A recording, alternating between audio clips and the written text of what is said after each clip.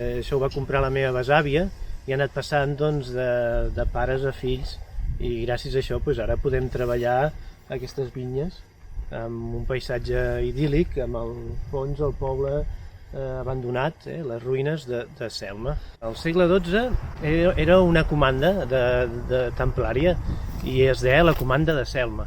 Eren molt espirituals i com que era un lloc, Selma és un lloc elevat, doncs deien que amb la mà podien agafar el cel, no? I era com la connexió de lo terrenal amb lo espiritual, no?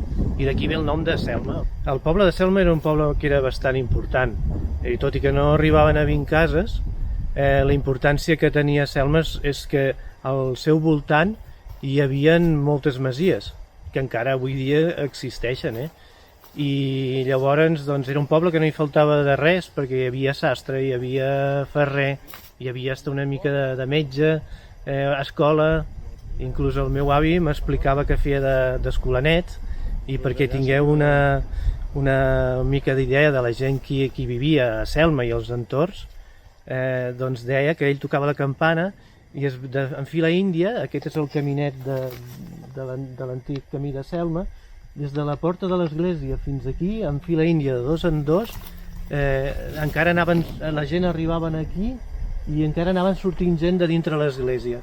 Això és perquè es feu una idea de la quantitat de gent que hi vivia.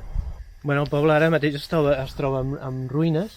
És a principis, crec que del segle XX, la gent comença a abandonar el poble perquè doncs, a mi sempre m'explicaven doncs, que quan es va arribar a la carretera Pla de Manlleu, la gent va començar a migrar. Hi ha bastanta garnatxa negra, hi ha garnatxa blanca i també hi ha merlot.